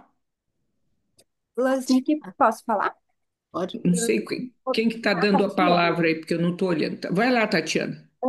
Obrigada pela oportunidade. Na tua última jornada, em 2023, em Porto Alegre, já me ligou a necessidade de olhar para as UTIs NEO. Mas eu sou pedagoga, então fui me especializar, né, no curso de estimulação precoce. E, por coincidência, amanhã consegui, então, uma reunião, eu falo do interior do Rio Grande do Sul, com a direção do hospital aqui da minha cidade, que inclusive tem curso de medicina. Porque eu acho assim, nós precisamos fazer projetos dentro dos hospitais, né? Porque muitas vezes esses bebês não vão chegar em locais que a gente vai poder contribuir. Então, se a gente conseguir entrar dentro do hospital, cada um com a sua especialidade, né? Mas se a gente conseguir levar esses conhecimentos, os seus livros, os estudos, né? E eu, graças, consegui amanhã essa reunião para mostrar isso, né? É importante para quem está estudando medicina, mas também para toda a equipe que já está lá. Então, eu acho assim, talvez se cada um conseguir dentro da sua comunidade, né, desenvolver projetos, no meu caso, vou ser voluntário, mas eu quero muito, né, mostrar o que eu tenho aprendido e tudo que a gente tem conseguido, porque muitos bebês dali vão para suas casas e muitos são de baixa renda, não vão ter os estímulos nem vão chegar nos espaços que poderiam para conseguir evoluir um pouco, né? Então, eu penso que talvez a gente tente, eu queria te escutar um pouquinho mais também, se puder, futuramente. Nos vemos na jornada agora também em agosto. Claro, vamos nos ver na jornada. Mas com relação a esses projetos dentro da UTI NEO, né, e das UTIs. Muito obrigada. A Daniela está fazendo uma pergunta que eu vou responder já. Problema de bebê surdo, Daniela. Cadê a Daniela? Faz assim para aparecer sua mão. Daniela, bota a mão para a gente aparecer você. Nós temos um imenso projeto com bebê surdo na França, levado pela doutora Claire Favreau. Então, o que nós sabemos hoje? Que bebê surdo que não é sindrômico, a grande maioria, pelo menos na França, onde equipa muito cedo, onde tem todo um cuidado, se desenvolve bem. O problema é que a surdez, por vezes, é sindrômica e ela vem com outras patologias do equilíbrio, vestibulares e tal.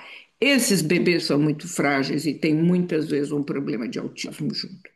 Então, aqui está sendo desenvolvida toda uma pesquisa com bebê surdo e a Claire Favreau anda indisponível. Ela vai dar aula nos cursos do RIEP, que é uma santa, porque ela está transformando o Braselton, que não sei que mais quem aqui é braseltoniana, até a Kátia, né? A Claire Favreau, que você conhece, eu acho, hein, Kátia? A Claire está se matando porque eles estão fazendo um Braselton para mães surdas para poder fazer o Braselton para os filhos. De tão importante que é essa área, viu, Kátia? Então, ela está investida até o pescoço e está deixando um pouco de lado, mas ela trabalha com o Hospital Necker Enfants Malades de Paris, que todos os bebês de 4 meses que são avaliados para botar os aparelhos, porque na França aparelha, e é de graça, não é? Eles têm uma avaliação da interação psicoafetiva, para serem atendidos com 4, então já estamos velhos, porque eles conseguem ver esses bebês surdos com 4 meses, mas a gente não está com 1 ano e meio, não, 2 anos. É isso que a minha crítica ao Amiclin é, coitado, dele ser americano e ter tido que abdicar em parte do sonho dele e ir para crianças mais velhas. Essa é a minha crítica. Mas vocês ouviram que ele tem uma preocupação social, coitado. Não parece, mas ele tem. Hã? Asnick, eu posso Renata, falar? Hum. Renata, desculpe. Eu queria aproveitar a fala da Tatiana e falar um pouco. Eu falo de Fortaleza, agradecer Luiz, Lia e a você, Clarice, por O esse volume da encontro Renata aqui. está muito baixo, não dá para Bota ouvir teu volume nada. mais alto, Renata. Oi, estão ouvindo?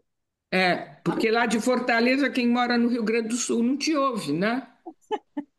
Olha, eu queria aproveitar a fala da Tatiana e agradecer ao grupo, né, Luiz, a Lia e a você por esse encontro aqui muito, muito bom, né, para nós todos que olhamos para esses bebês.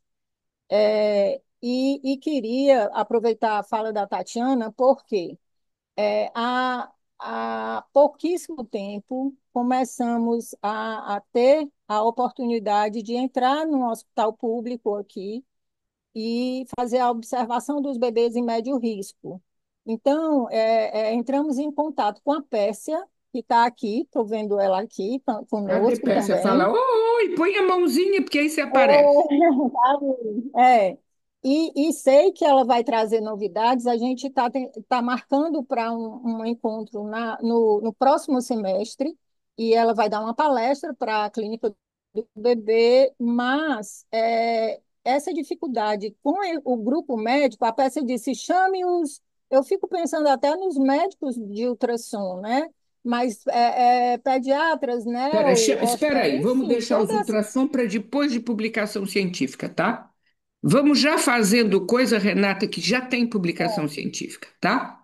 Então, chamar pediatra para ver bebê em clínica de primeiros dias, que a gente já tem avaliação, publicação científica bonitinha ali com fator de impacto, evidence-based medicine, com os movimentos gerais, a gente já tem. Espera para o feto depois, certo? Quando a gente já tiver publicação. A gente só estava contando para dizer que ele tinha razão. Tem fator genético na vida intrauterina, assim, né? Tá, então é uma dica maravilhosa, mas a gente tem muita dificuldade com esse público aqui em Fortaleza. É uma resistência imensa. E assim, se tiver outra dica, porque aí já tirou os médicos de ultrassom, né? Como é que a gente consegue acessar, viu, Cláudia? Como é que A consegue Cláudia vai te também? dar uma Porque ideia. Lá vai a doutora Cláudia, pediatra. Diga lá, Cláudia. Você arruma uma neonatologista do serviço. já temos, Ali, Cláudia, a clínica do bebê. dá o livro da Lasnik para ela. Aí você fala, traz ela para o seu grupo de estudo, você fala, paga um lanchinho para ela, ela vem. Aí você fala com ela, conversa com ela. Quando ela tiver de plantão, você vai lá. Você vai no plantão dela. A gente tem tido aqui no projeto que a gente tem ido, não no plantão dela. Então, estamos levando soco e pontapé, mas a Karina não me escuta, ela está aqui. Vai no plantão da doutora Marciali. Sendo no plantão dela, ficando falando com as enfermeiras querem você lá. As Sim, enfermeiras vão te querer, entendeu? Elas te mas, querer, Cláudia, as sei lá. enfermeiras, elas. Hora que você falar com o bebê, qualquer coisa no manhês, que o bebê reagir dentro da UTI, que a enfermeira vê, ela vai enlouquecer. Sim, Enlouquecer. E aí elas vão falar para o doutor. Viu só, doutor? Ele entende tudo. Porque é o seguinte, infelizmente, a gente está com um grupo de residentes aqui com a gente no projeto Ninho do Bebê, podendo ter algumas aulas com a gente, com os residentes, né? Mas é isso aqui, assim, ó. É que a chefe dos residentes gostou da gente, né, Karina? Ela gostou muito da gente, achou que a gente faz bastante coisa bacana. A gente pega os bebês dela lá para a gente intervir e dá resultado, ela fica bem apaixonada. Mas tem que ir de pouquinho, porque de verdade os pediatras estão querendo, sabe o quê, Renata? Ver doença, Sim. como é que tira da intubação, como é que intuba, desentuba, como é que faz distúrbio hidroeletrolítico. Ele está interessado nisso. Se o pulmão vai ficar bom, se não vai. O olhar ainda não é para o todo. Mas a gente Acho que o vai. caminho é aí mesmo, né, Cláudia? É pelos residentes. É só Cláudia, pelos Cláudia, residentes que a gente eu vai tenho. conseguir. É o caminho, Exatamente. ó. Os enfermeiros, eu Concordo com acho. Cláudia, Não, enfermeiros e pelos residentes, enfermeiros. porque tá Doutora difícil, Socorro também viu? conhece. Tá, tem que Não, usar os olha, eu estou querendo pediatras. entrar nessa discussão. Eu estou querendo entrar nessa discussão. Socorro, Gostei Peraí, só um muito, Marcão, minutinho. fala Cláudia. uma Gente, coragem. é uma loucura Não, catequizar os Cláudia, pediatras, viu? Cláudia, eu gostei muito quando você ressaltou essa questão. Vá no plantão. Então, eu posso dizer que foi assim que eu me inseri. Eu participei de muito plantão. Eu ia nas quartas-feiras com a neonatologista, que é sobre, a gente escreveu até sobre o trabalho com os profissionais, a morte na UTI neonatal, a repercussão para os profissionais. Escrevemos num livro, né? Eu, Linda Assis Sampaio. Eu posso dizer que foi assim. Eu ia de plantão no hospital, Hospital das Clínicas, aqui em Recife. Eu lembro que era às quartas-feiras, chegava de 7 horas da noite, saía no outro dia, acompanhando parto, acompanhando, fui várias e várias e várias vezes, e posso dizer só o seguinte, eu estava dando uma capacitação lá antes, e aí foi quando eu saí lá, a gente falando da importância de escutar os bebês, toda essa história que a gente fala. Isso faz já alguns anos. E aí, uma técnica de enfermagem me interpelou assim e disse assim, com essas palavras: olhe, quem precisa somos nós. A gente precisa de um divã. Até ela usou a palavra divã. Porque quando nós saímos daqui, é tudo, é oxímetro, é sulfator, não sei o que. Ela começou a palavras todinha que ficavam super carregadas. Então, nós já começamos a fazer algum grupo de escuta para elas, né? Só que era um trabalho voluntário meu. Então, você me mobilizou bastante, por isso que eu quis contar. A gente tem que ir lá ver, sabe? Porque fica Gente, nessa questão só, psi, que os médicos não se. Os médicos são frios, são não sei o quê, tá. Vá lá, porque eles são muito impactados, né, Cláudia? Na UTI, né? Eles lidam com a morte. As enfermeiras falavam, eu estou num plantão, quando chego no outro plantão, aquele bebê que eu estava com uma certa ligação, não está mais lá, já é outro bebê, não tive tempo de me despedir, era a fala de muitas delas, sabe? Cacau, Renata, ela, Renata, só uma coisinha. Aí em Fortaleza tem a doutora Rosalina, que é a chefe do Canguru, da Maternidade Escola, que se formou também agora em movimentos gerais e que mudou, disse ela, né, assim, mudou muito a capacidade dela de observar os bebês. Então, assim, você tem uma pessoa que é maravilhosa, que é até vai lá, professora da pós também, né? vai lá, fica no plantão dela, Lia, que as Lia, enfermeiras vão querer você. na, na Exatamente. clínica do bebê, a gente já tem uma neonatologista que já fez formação em psicanálise, especialização, não formação. Ela é super sensível. Foi ela que conseguiu essa entrada no Albert Sabin. E as técnicas só faltam, porque a gente foi em vários hospitais. As técnicas só faltam pegar a gente e prender, amarrar no pé dos berços e não saia, por favor. A questão são realmente os médicos. E eu queria, nessa palestra da Pérsia, eu queria tentar é, conseguir mais adesão de médicos, que foi até um pedido dela e eu sei da importância disso. Mas e a Rosalina ali está muito perto da gente, muito próxima. Eu tenho assim tricotado com a Rosalina, sabe? Mas a Rosalina ela está num consultório particular, né? Que é muito absorve muito dela, sabe?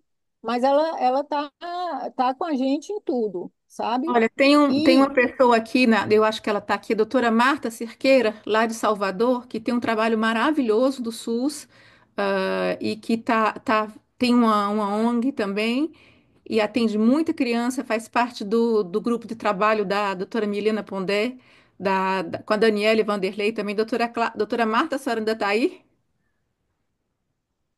Ela estava, pelo menos. Bom, Ah, bom, deixa eu só avisar uma coisa, Lia. Tem alguém de Lisboa me perguntando como é que podia saber das dicas para ir para Paris sobre a jornada. Luiz, eu vou lhe mandar hoje mesmo o programa da jornada do dia 1º de julho em Paris. Você pode pôr no meu Instagram? E aí é muito fácil, porque a pessoa olha no meu Instagram. Vai ser. Porque tá em francês, eu acho, o negócio, mas tudo é Marie, traduzido em português, tá? no site do Instituto Langage, a pessoa vai entrar lá, digita Instituto Langage, aí vai lá, inscrição, lá vai ter uma inscrição onde consegue fazer a inscrição direto no dia do RIEP. Pronto, tem mais essa. Mas eu vou pedir para o Luiz pôr também no meu site, tá? Hoje mesmo, Lasli, que eu já faço a publicação. Ótimo. Eu Clarice, o queria que que também você falar ia... uma coisa assim, tirando muito, para tirar um peso, um tanto quanto do peso que cai sobre os pediatras, dentro da equipe que atende o bebê, certo?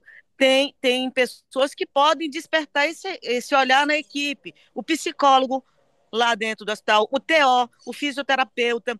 Se tiver essa formação, esse novo olhar, né, da importância dos movimentos gerais, entre outras coisas, isso também muda, sem ficar tudo nas costas do pediatra, que os pediatras, é aquilo que a Cláudia ou alguém falou, eles estão lá, na hora de fazer o primeiro exame, eles vão para o basicão, não vão ficar preocupados em olhar, porque a demanda, o tanto de bebês que nascem, não permite que eles se debrucem sobre esse olhar.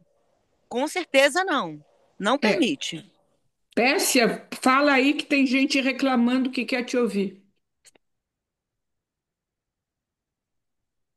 Ah, mas se você não abre o telefone, já não sei nem onde você está, mas se você não abre o telefone, não tem jeito.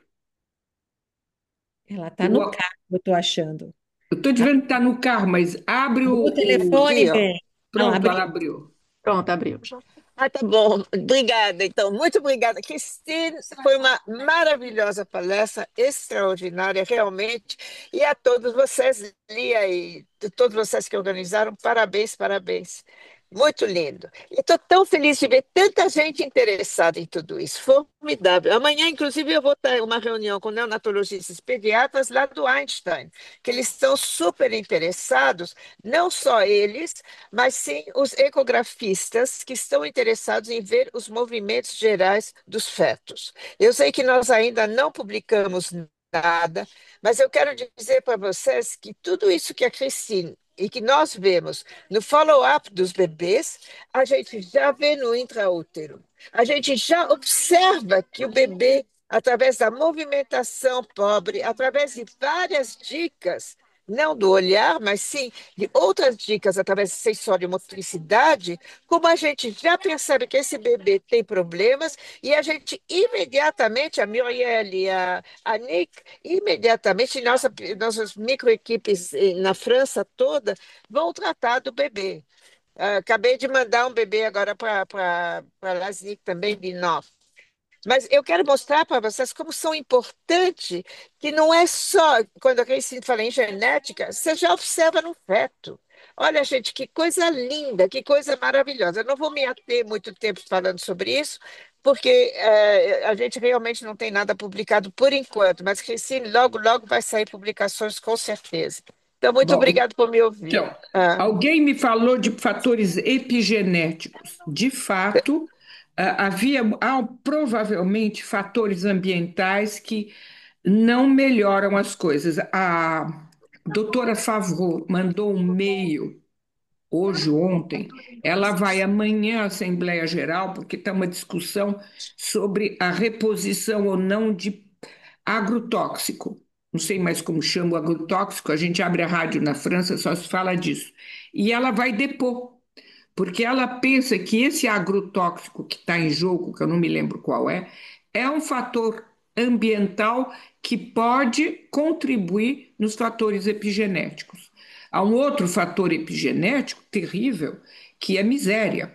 Quando a miséria está sem papéis, não sei o quê, o estudo foi feito primeiro pela por uma brasileira, uma gaúcha que fez a tese de doutorado dela, a Gabriela de Araújo, a tese de doutorado dela sobre irmãos e irmãos de autista. A média é 20%, tem um autista 20% em média, que é 25 menino, 17 menina. Só que ela foi trabalhar, a pedido do secretário da Saúde, ela foi inspecionar, Marisa, uma equipe de um bairro de Guarulhos, onde só tinha boliviano sem papel. Ela achou 50%. E no dia 1º de julho, uma das equipes que se formou do RIEP, que é uma equipe de médicos e psicólogos e sensório-motricistas, que trabalha numa área muito desfavorecida do subúrbio francês, com muita imigração, muita gente que veio de guerra, de violência, de estupro, o horror. Elas também têm notado 50 a 60% quando tem um autista de ou seja, quando o meio ambiente é muito desfavorecido, os fatores epigenéticos também vão nesse sentido. Isso faz parte. O que você ia dizer, Marisa? A nossa pediatra gaúcha. Nick, aqui eu vi também um artigo que fala sobre o uso de corticoide na gestação. Eu não me lembro qual é o período, e isso seria, se não me engano, tem um estudo com meta-análise que diz que poderia ter, que dá como comprovação de ter uma maior incidência de autismo. Eu gostaria de lhe dizer assim, ó, na verdade, a epigenética, eu entendo que é o que a senhora faz. Quando a gente tem um fator de risco e investe nele, a gente pode ter um efeito epigenético em favorecer o desenvolvimento do bebê. E eu sou, então, a favor do Trevarten, né, desenvolvimentista, que ele, na verdade, se a senhora está me dizendo que os cegos e os prematuros têm maior chance de ter autismo, é sinal que tem algum efeito sobre o desenvolvimento que atrapalha o desenvolvimento da socialização, das questões e da interação, motoras, não é? etc. Então, eu penso que quando a senhora age precocemente, a gente interfere antes de a coisa se manifestar. A gente interfere nas primeiras manifestações, essa é a briga. O professor Filippo Muratori, que é neuropsiquiatra, que ele que dirigiu, ele sempre diz: Cristine, você faz prevenção secundária, porque as dificuldades com que o bebê nasceu, ele já tinha. Eu estou lutando para a coisa não. Ó, a bola que está rolando, aquela bola que está rolando, não virar uma catástrofe. Mas a bola já estava rolando. Não é que é uma coisa que não existia. Nós temos dificuldades. Imagina, o bebê já nasce com dor gastroesofágica. A gente nem falou dos distúrbios do todo o sistema neurovegetativo que a gente tem conversado, né, Marisa? Então, sistema neurovegetativo, dor gastroesofágica, fragilidade do todo o sistema motor. Nem sei mais do que eu falei hoje. Então, tudo isso já preexiste, certo? Nós vamos tentar, então, não é só o analista melhorando o meio ambiente, tem o osteopata, o gastropediatra, e nós nem falamos da neurovisão, dessa vez não falamos, que é certamente um outro fator inato. Que aí é todos os tratamentos para ajudar a neurovisão. Nós somos uma equipe, não é um psicanalista que se inventa lá. A Cláudia tem equipes extremamente transdisciplinares, né, Cláudia? Sim. Clarissa, você foi uma das que. Alergistas, é importante, suspeitar das alergias, né, Marisa? Bebê com alergia múltipla, eles morrem de dor. Se a gente não tirar a dor, eles não vão fazer investimento, não vão se relacionar, né? Vão fazer o arqueamento e aí a gente perde, né? Tem que tirar a dor com remédio e com osteopata. Sim, senhora doutora Cláudia, a senhora tem 100% razão. Ou seja, um analista só faz milagre se tiver muito santo ajudando. Clarissa, você queria É. perguntar? A gente já está quase chegando em 2 horas, né? E aí a gente vai terminar com você, tá, Clarissa? Tá, eu queria primeiro agradecer, né, a possibilidade de ouvir a Nick foi excelente. Eu sou fisioterapeuta trabalho bastante com bebês. A Pessia foi minha professora, inclusive, no Boba Tea Baby. Eu fiz a formação do General Movements e eu vejo que isso ainda não é muito explorado assim no Brasil, né? Eu mesmo tenho algumas dificuldades, principalmente em relação assim, à aceitação de médicos, né, que foi levantado hoje, mas também porque eu acho que tem que ter um olhar muito clínico, assim, né, para te levantares a suspeita, isso. Acredito que tem que ter uma supervisão, né, um olho muito bem treinado para isso. E tu falastes ali eu não sei se foi no Japão ou algum lugar que desenvolveram um aparelho, um É do aplicativo. Japão. O Japão tem um aparelho, mas todos os bebês brasileiros e franceses também passaram pelo aparelho, e os bebês do aparelho foram examinados visualmente para ver se batia. Bate. Diz que visualmente dos muito treinados é um pouquinho melhor que o aparelho, mas já deu esse é um computador que lê os 3 minutos de movimento geral, ele é bastante bom, viu? E É isso um é programa de difícil. computação, né? Pois é, isso é difícil de trazer para o país. Ah, eu não sei, querida. Isso aí vai ter que É, ver, talvez, vai ter que. Deixa sair essa publicação, que vai sair ou não na É, Nature, a gente vai ver um pouco mais claramente isso, tá? é porque eu acho que isso seria bem importante para esse tratamento precoce dos bebês, né? Em todo caso, Marisa, você usou a palavra desenvolvimento e lembrou do nosso querido Trevartem, não foi? Mas você viu que o Amiclin usa a palavra, ele disse, o que que tem no meio? Ele disse a palavra desenvolvimento, você lembra? Esse cara não é bobo, não, olha, ele é brasileiro, mas ele deixou, ele não é nada bobo, viu? Luiz? É só uma questão, né? Assim, as pessoas estão colocando aqui sobre a dificuldade de falar com os médicos, de entrar em contato, é, enfim, com essas pessoas que de fato têm esse primeiro contato com os bebês, mas é como a colega colocou aqui, a professora fez uma formação e, e conseguiu isso, né? Acho que a gente precisa de fato dar a cara a tapa e não ter receio. Bom, o Amiclin apareceu no Fantástico, etc., mas ele também está sendo muito atacado. A gente tem aqui a própria Lasnik, que é perseguida na França por conta do trabalho que ela faz. Então, se a gente quer de fato ir ao encontro da causa dos bebês, como diria François Doutor, a gente tem que dar a nossa cara a tapa. É isso. Humildade. Márcia? Acho que já vamos encerrar, tá, gente? Fazer uma pergunta se elas dizem que tem artigos que associam a fertilização in vitro com fatores de risco para o autismo. Eu não entendi a pergunta. Se há pesquisas pelas PMA e risco de autismo, Cristine. Tem a pesquisa do Binet, se eu não me engano, com a Sara Bidlovski. Eu não sei se, sim, sim, o que a gente sabe, e isso quem falou muito foi o professor Arnold Munique, é que há muito mais fatores de risco genético, porque as mutações de novo, não é? Que se dão na mitose e na meiose são mais frequentes quando é uma procriação medicalmente assistida que na velha técnica antiga, certo? Isso eu conheço. Os fetos que estão sendo examinados, que a Pécia está contando porque ela assiste direto, são fetos que nascem na maternidade São José, em Paris, que é uma maternidade que atende muita procriação medicalmente assistida.